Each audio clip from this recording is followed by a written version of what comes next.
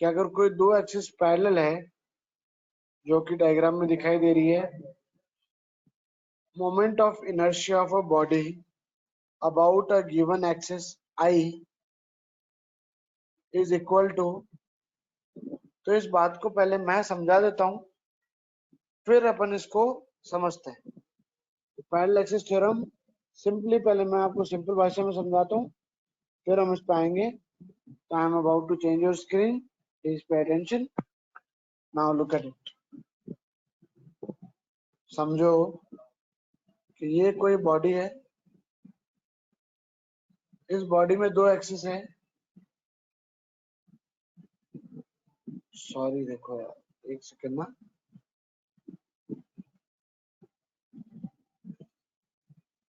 एक एक्सिस तो सेंटर से पास हो रही है, एक एक्सिस जहां उसका सरकमफ्रेंस किसी पॉइंट में मिल रहा है वहां से पास हो रही है। तो इसके अबाउट कितना मोमेंट ऑफ इनर्शिया मैंने मान लिया आई, और सेंटर वाली एक्सिस के अबाउट कितना मोमेंट ऑफ इनर्शिया आई सी। ठीक है, अब क्या इन एक्सिस को नाम दे देता हूं, इसको नाम देता हूं ए बी, और इसको नाम देता हूं पी क्यू। तो can't you say this A B, वापस लिखता हूं मैं, वेट करना। Can't you say this A B axis is parallel to what? PQ axis. AB axis और PQ एक्सिस पैरेलल है, सिंपल, ये पॉइंट है ना। ठीक है, अब जब दो एक्सिस पैरेलल हो, मतलब आप ये समझो कि आपके सेंटर में से कोई एक्सिस गुजर रही है, और मैंने कहीं उसी के पैरेलल एक और एक्सिस दे दी कितने भी दूर। अब मैंने कहा आपके सेंटर के अबाउट तो आप जानते हो आईसी है, उस एक्सिस के अबाउट मोमेंट ऑफ इनर्शिया निकालो जो गिवन एक्सिस है। तो थ्योरम ऑफ पैरेलल एक्सिस क्या कहती है कि दो एक्सिस अगर पैरेलल हैं तो simply how we can find the moment of inertia for axis A B, simply जो उसके पैरेलल एक्सिस है उसका मोमेंट ऑफ इनर्शिया पता है, प्लस इसका मास पता है कितना m। ठीक है, और इन दोनों एक्सिस के बीच में जो डिस्टेंस है उसको मान लो आप कितना r। तो अब फॉर्मूला देखना क्या होगा,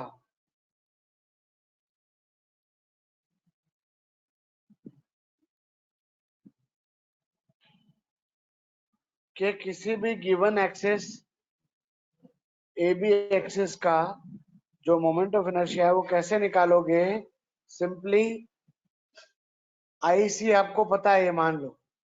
आईसी भी कैसे निकालना है वो आगे सिखाऊंगा, अभी ये थ्योरम क्या कहती है वो समझो।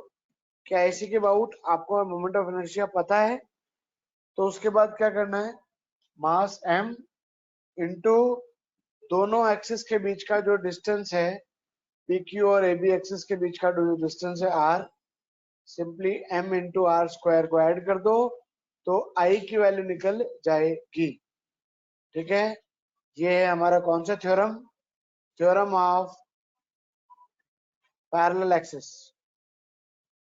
ये कहता है कि दो एक्सिस अगर पैरेलल हैं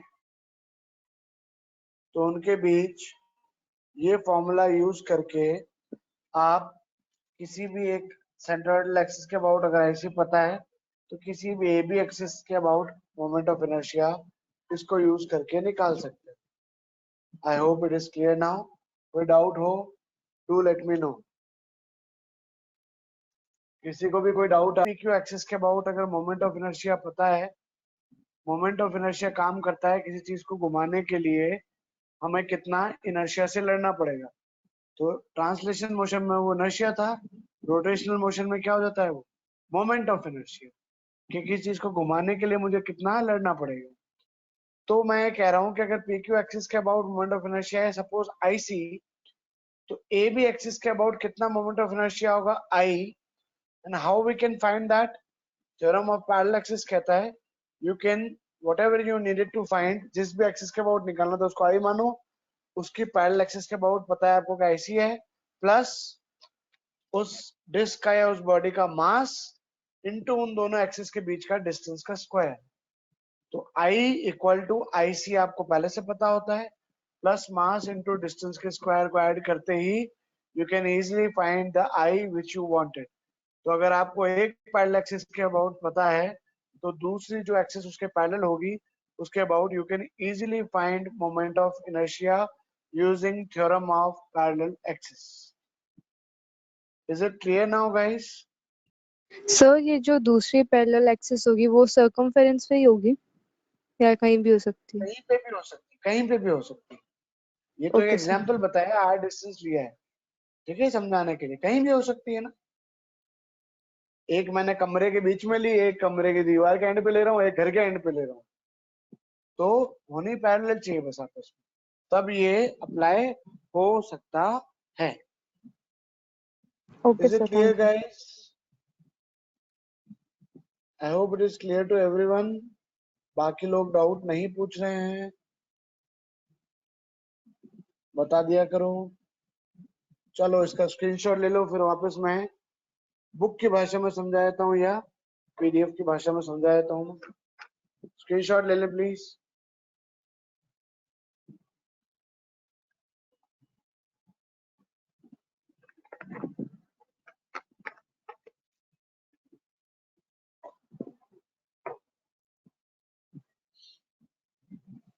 Okay guys, let's see.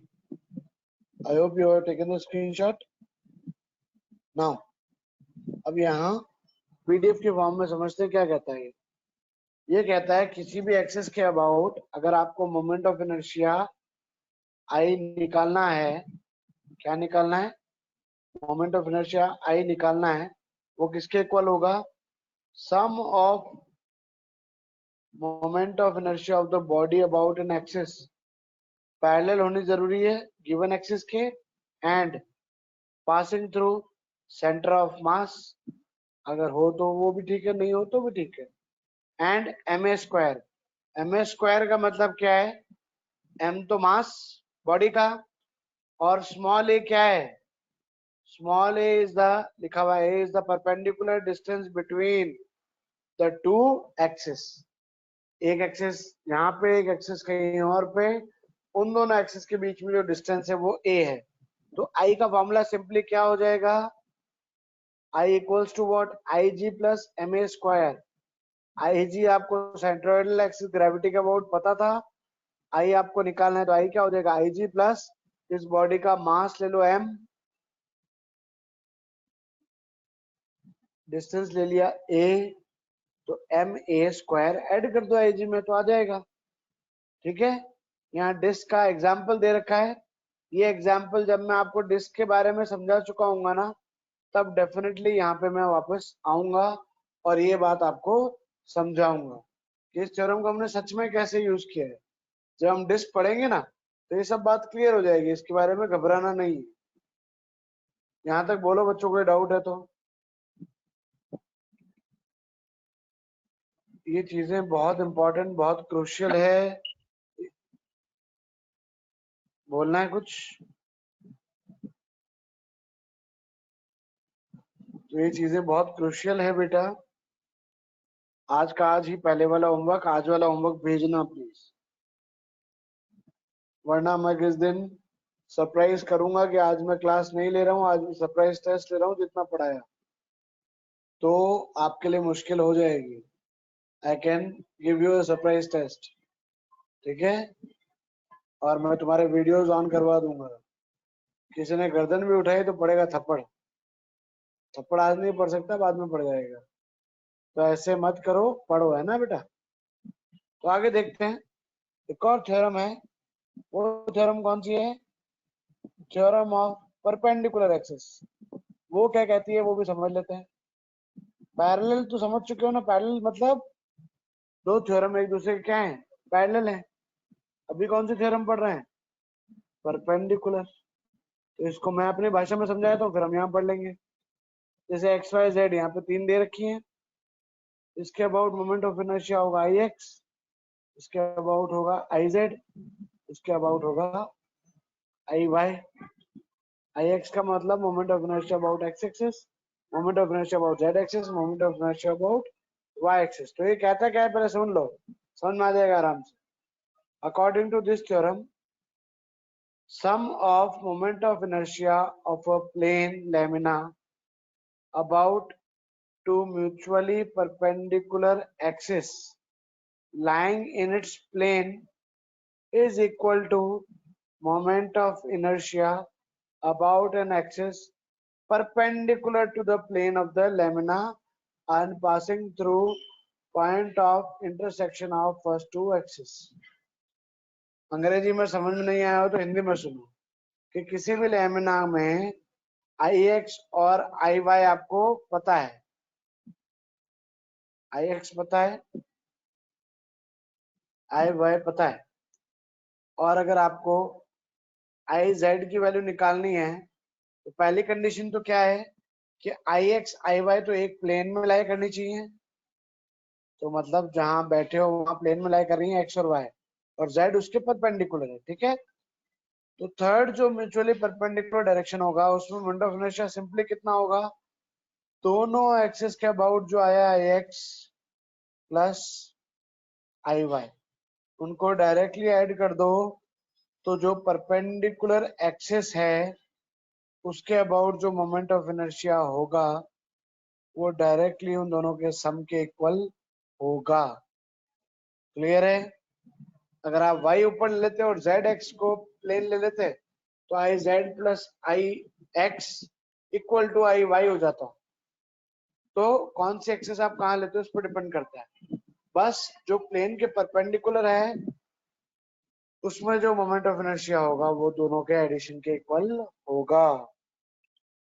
Is it clear to you और नॉट?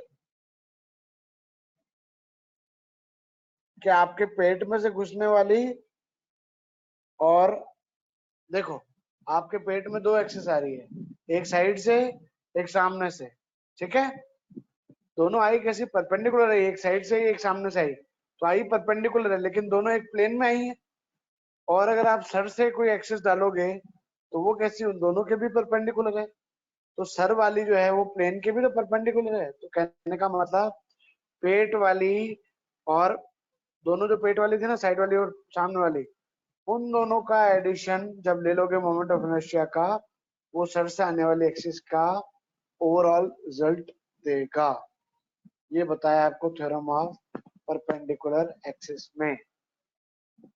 यहां तक किसी को कोई डाउट लगा क्या? प्लीज आस्क मी अगर कोई डाउट है तो। बोलो बोलो, मैं 2 मिनट वेट कर रहा हूँ आप लोगों का, स्क्रीनशॉट ले लें। किसी को कोई डाउट लगाओ तो डू लेट मी नो।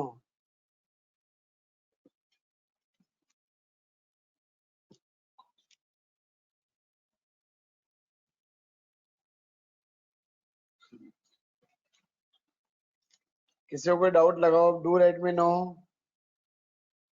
यहाँ तक मोमेंट ऑफ इनर्शिया समझने में, रेडियस ऑफ गायरेशन में, theorem of parallel axis, theorem of perpendicular axis, इसका होमवर्क जिसने आज मुझे नहीं भेजा, जिसने भेज दिया मैं उसका नुकसान नहीं करूंगा, क्लास लूंगा, लेकिन हर एक बच्चा सुन लो। दिग्विजय, दिया, लक्षिका, निहारिका, शिव, सुरेंद्र, संदीप, जिसने भी moment of inertia, radius of gyration, theorem of perpendicular axis, theorem of parallel axis, इसका होमवर्क नहीं भेजा उसको मैं कल की क्लास अटेंड नहीं करने दूंगा। It would be a loss for you.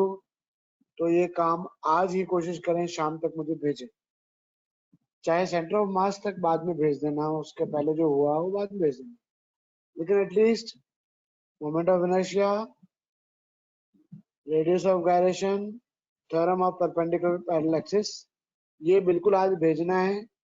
नहीं तो आपको आगे वाली बातें समझ में नहीं आने वाली हैं। Do remember this, do memorise this. आप लोगों को आवाज आ रही है कि नहीं मेरी? Everyone please reply. Yes sir, आ रही है।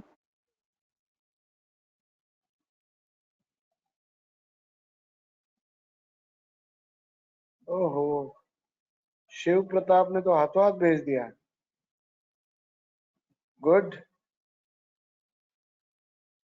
वेल डन शिव, अच्छा लगा मुझे। बट एक सजेशन दूंगा बेटा, दोनों चीजों में उलझोगे ना तो उलझे हुए रह जाओगे। क्लास में सिर्फ सुनने का काम किया करो, अंडरस्टैंड करने का काम किया करो। क्लास में सिर्फ सुनने का और अंडरस्टैंड का काम करो।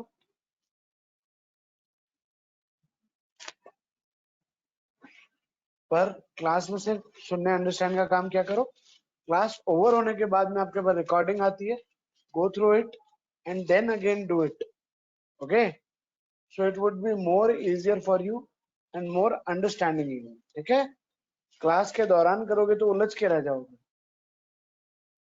क्योंकि ऑनलाइन क्लास में आप हाथों हाथ अपना डाउट मुझे नहीं पूछ सकते, आपकी अंडरस्टैंडिंग कितनी आ रही है कितने नहीं आ रही है, I can't see your gestures, तो मैं भी अंडरस्टैंड नहीं कर सकता। ठीक है,